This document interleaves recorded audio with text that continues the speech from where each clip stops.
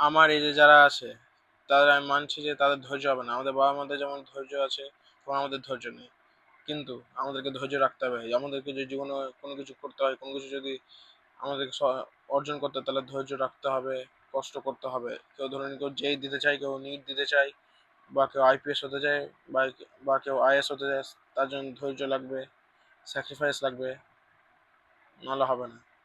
আর বিশেষ করে কষ্ট কষ্ট করতে হবে আপনাকে। ধরে নিন আপনারা এক বাড়িতে সারাদিন থাকতে পারবেন না। ধরে নিন আপনারা বাড়ির বাইরে থাকছেন, হোস্টেল থাকছেন, মেসে থাকছেন।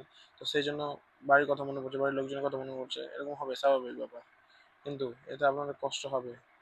এই কষ্টের দরুনই আপনার বাবা-মার কথা মনে পড়বে যে ওরা কি চায় যে তুমি বড় হয়ে কিছু বড় তুমি বড় হয়ে বড় চাকরি করো, আমাদের নাম রোশন করো, এরকম। তো সেই জন্য আমাদেরকে কষ্ট করতে হবে, পরিশ্রম করতে হবে, তাহলে আমরা নিজের গোলে এগাতে পারবো।